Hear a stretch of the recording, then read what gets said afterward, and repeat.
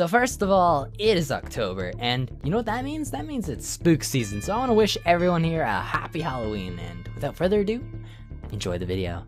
So I've been spending my time researching the general MWII community feedback, looking through my comments, Twitter threads, Reddit feedback, and of course the slew of negative YouTube video thumbnails and titles. For honestly, a CoD beta I thought was leagues above Vanguard's Cold War's MW19s and CoD World War II's. While I did miss out on BO4's beta, I gotta say MW2 felt way more polished and the UI was much better. Like, this is BO4 unboxing week, 2.5 months into BO4 after launch. My paint appears on this wall in front of me before I even spray it. I also had to cycle through my classes with L1 and R1 instead of selecting left and right on the D-pad. L and R1 on pretty much every other CoD, including MW2, swap between class pages, usually separating your custom classes from the default classes. And guess how weird it was to change your specialist operator 5 months into BO4? You had to hit options, then R1 over to the personalization. This wasn't strictly for the BO4 beta. This was in the full game 5 months in. I'm not sure when this exactly changed, but they eventually added a specialist tab to the main menu. It just took a long while. And we're not done yet. This game had a cursor, a mouse cursor on console. On CoD! It's probably the most jarring menu experience I've ever had on CoD, alongside Breakpoint, which also uses a cursor. I think the MW2 menu feedback is a bit on the hyperbolic end, as we've essentially used the same exact menu system for the past 3 years on MW19, Cold War, and Vanguard. So right now we're just kinda used to a specific style, but before these three, menus in CoD would change annually. MW2s remind me most of CoD World War II's, except without forcing players into an HQ and selecting multiplayer. Yes, that was a feature in World War II to encourage socialization. So in my opinion, I think people just got used to the recycled MW19 style menus. MW2's beta user interface isn't as bad as the past CoDs after launch. We gotta remember this was a beta full of bugs that Infinity Ward are listening to closely. I fully agree that the friends list is just a travesty to view. Like, why am I seeing 4 friends at once, and why does their player model need to take up over half of the screen? But other things like the mode select menus are super easy to navigate. It's literally just up and down with 3 options: news, modes, and game launchers. You select your mode and you ready up. It's pretty clearly laid out. So my best guess as to why people are resenting it so much is purely unfamiliarity. People also complained about the receivers existing alongside weapon select. Just why? It shows you what's in the same weapon tree. If you have a weapon vault like the Cinder variant I unlocked, all of these receiver variants also contain the Cinder paint job. It's handy. It's not an issue. It makes it easy to see all the weapons that have that specific paint job, and it'll always ask you anyway if you want to equip that variant. Much better than Black Ops 4 variants, only accessible if you see this tiny little upwards triangle. Honestly, it just kind of looks like a fancy design on the gun box borders. I pointed this out back then, and I may as well remind the CoD community about it now, too. Seems pretty cool. If I knew how to equip it, how the frick do you equip it? Yeah, I really don't know. So I finally figured it out after watching so many videos online. So if you look really closely, you can see there's this tiniest little triangle in the bottom right. So what you want to press is up on the D-pad, and there it is! So should the CoD community's feedback here be ignored? Hell no, quality of life changes are always helpful for the consumers. And there's no creed against their vision on how a menu ought to work. I'll eat my words at launch if there isn't a quality of life change here, but this sort of stuff should be expected, not something you'd really put on your top 10 must-have beta changes, unless they're absurdly bad, which MW2s are not. So what about gameplay and mass reworks? The CoD community refers to these as overhauls. The last overhaul was for CoD World War II, and the community rejoiced over the Division system rework. Instead of 2 attachments on every loadout, World War II then had 3. Instead of divisions providing a free extra attachment, those attachments became selectable on the weapon regardless of division. Suppressors, bipods, holding breath with snipers, incendiary rounds on shotguns, all of them, no divisions required. And oh, did I mention the 28 perks? Well, this seemed to open up class customization for World War II. This overhaul did not overhaul World War II's gameplay into something special or cool. It was just a haul. Divisions, or should I say uncustomizable perk packages, still provide around 4 to 5 benefits. Meanwhile, MW2's perk packages are customizable and grant 4 pretty effective perks to fine-tune a class just for you. The only problem that the CoD community at large seems to have with MW2's perk package system is the new way that they are unlocked. Unlike previous CoDs where you just have the perks that you select, in MW2 you only start off with 2 basic perks, and then you have to wait a couple minutes to unlock your next perk, the bonus perk. All the bonus perks seem to be on par with the base perks, except you can only run one at a time. And then if you wait a couple more minutes after unlocking your bonus perk, you'll unlock the ultimate perk, which unlike base and bonus perks, the ultimate perks are more overpowered and or game altering. By that I mean some ultimate perks will hide you off the radar no matter the UAV, portable radar, or heartbeat sensor the enemy utilizes. There's another one that gives you eyes in the back of your head that will detect anyone taking a peek at your behind.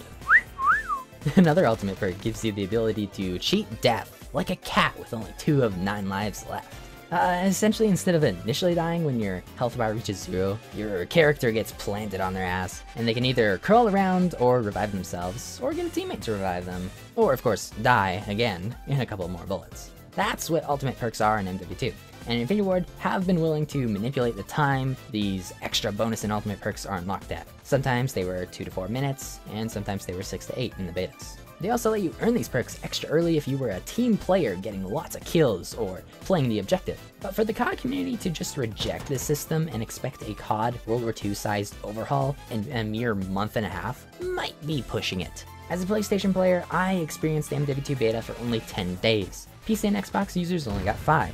Even fewer days were given to those that didn't even pre-order the game. That, even with my 10 days, was really not enough time to give the game a fair chance. I wasn't really able to get a feel for the game, especially a game as different as MW2 is. And there's several reasons for that. The map design, the nerfed minimap and nerfed compass, and of course the mass unfamiliarity. These 3 pillars directly affect the flow of a CoD, more so a new Call of Duty nobody has ever played before. New CoD maps are going to require a player to learn them from straight blind trial and error. We've had the minimap nerfed in several previous CoDs, but nerfing the compass on top of that is going to require a new strategy for map awareness. And MW2 kinda has just that. The pinging system has returned, which, if you don't know, this is a sort of Warzone-like marker placement system that requires you to manually double tap up on the D-pad, or to mark the hostiles in the area, or a single tap to mark ground loot, weapons, objects, or locations you want to move to. But lastly, mass unfamiliarity skews the flow and screws everyone's experience the most. Do you know why 99% of players weren't using the pinging feature in MW2's beta weekends?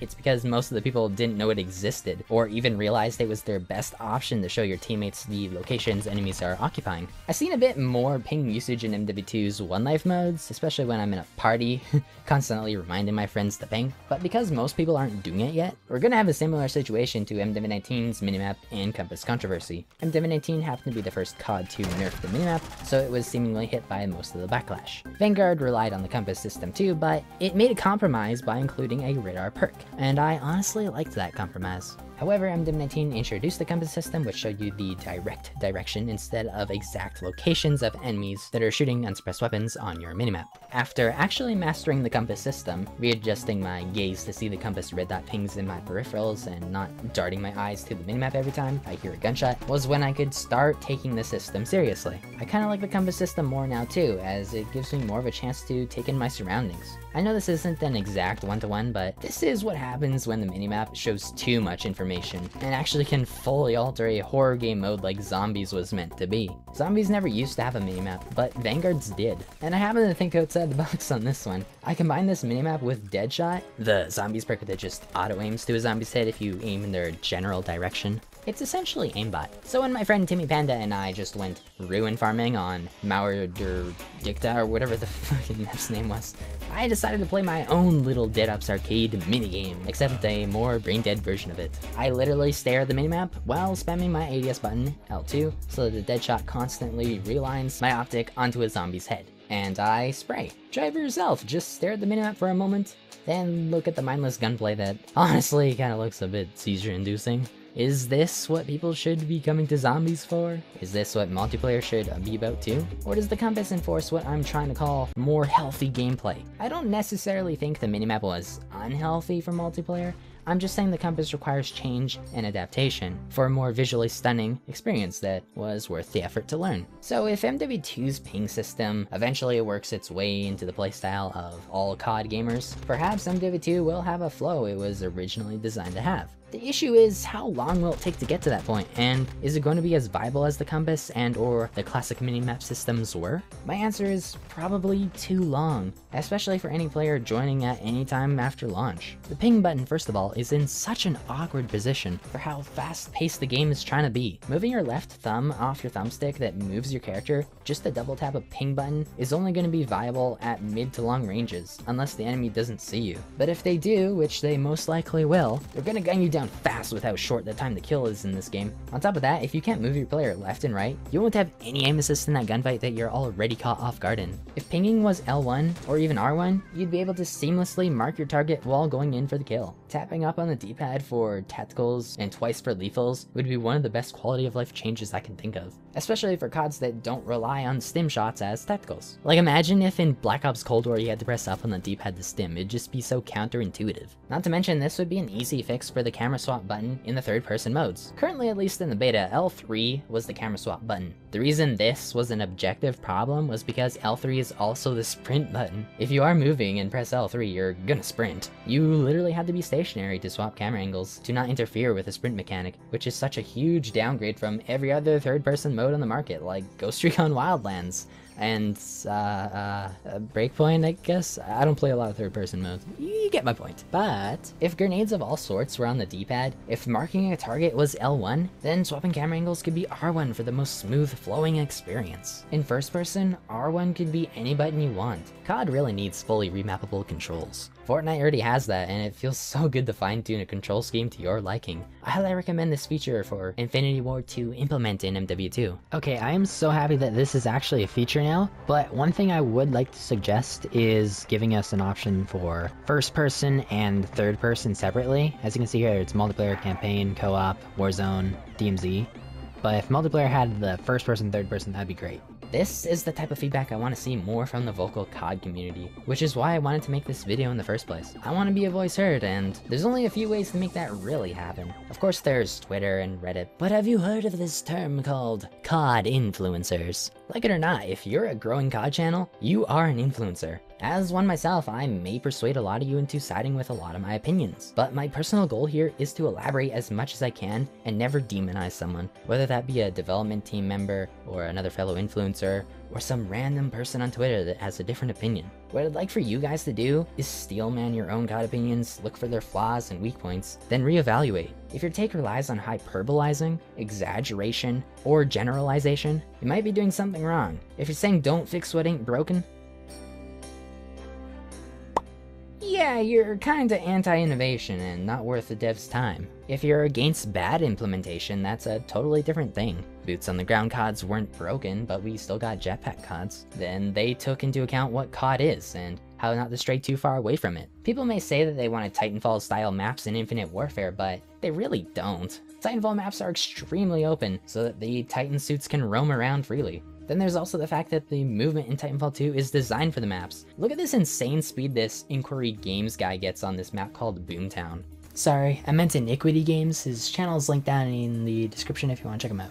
Then look at me trying to cross this open area on Mayday. Yeah, the speed was a huge problem for areas like these, which is why people used alternative flank routes like wall running as high as possible, or taking a more hidden flank route like this one on Frost. Also, large maps on IW just weren't the best for flow either. Think back to 4, Depot 22, and Noir. Open maps just weren't the most popular either. Look at the Rust remake, for example. Yes, it did scale the map up nicely, but it was essentially a King of the Hill style map that a lot of people just weren't a fan of. Boomtown, in my opinion, just looks like Advanced Warfare's remake of Pipeline, if there were more of those 3-story buildings surrounding each other. Implementation is the deal maker or the deal breaker. If you wanted Titanfall 3, maybe you just should have asked for Titanfall 3. However, Infinity Ward have backed themselves into an awkward corner. On one hand, MW2 shares the same name as the classic OG MW2. In some ways, it should be respecting the original game. But on the other hand, MW2 is a sequel to MW19 and should be treated as such. Sequels aim to improve and build upon their predecessor. In this case, that predecessor is MW19 and not COD 4. So you see what kind of dilemma this game is in, torn between its shadow and keeping with the modern era. Sure, this all comes down to some subjectivity, but I'd argue MW2 needs to be an improvement upon MW19 more than a copy of the original MW2. It's not like we can remove tack sprinting, dolphin diving, and sliding to make the game feel like OG MW2. They're built into this new game with pretty good implementation that takes into account what situations these actions are useful in. The map's windows are dolphin diving height for a reason, and hopefully the sliding rework makes it have its own place in combat. Infinity Ward said they had a rework scheduled for launch, so hopefully it's a good one. While doing all this new crazy stuff, I still think the game should respect the original by taking itself just as seriously. When thinking of OG MW2, you have to remember the world and atmosphere it set itself in. The music was upbeat, the announcers were engaging, and the streaks played a sound effect when you acquired them. You know, it would have been much cooler if CODs like Vanguard had this level of detail when I actually acquired my first nuke. Literally, I got this dead white ass pop-up that said that I had earned the highest streak in the game. And yeah, here's the clip. Oh fuck, I got a nuke, I got a V2, I got my first V2, what the hell? What? Dude, Noble, thank you so much. Oh my god. Oh. I'm gonna pause you real quick. Damn it. Damn, bro. Let's go. How? I have to put on my headset. Then there's also leveling up sound effects. While I do really love the original guitar strums, even when reused in CoD IW, I gotta say, reusing old sound effects just does not grant unique personality. Give us a short guitar sound effect for MW2, but change the melody up a little bit. I mean, my own editing app on the PS5 has some cool beats. Here's a couple.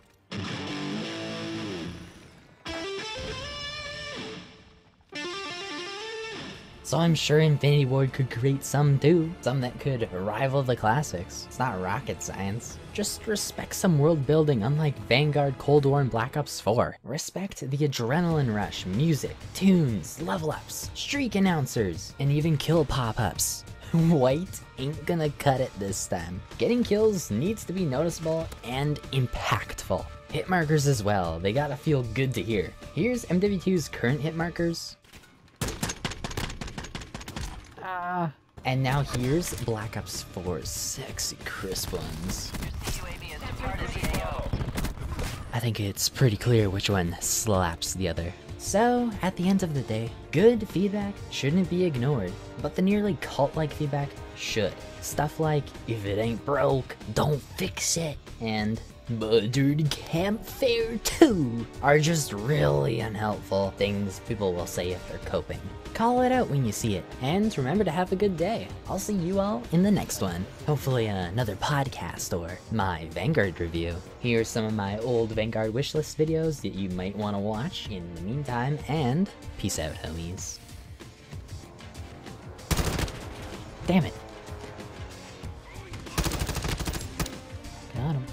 That was a headshot. Oh, it's one of those guys. Shotgun. 21 and 10. That was a good game. I'll save it.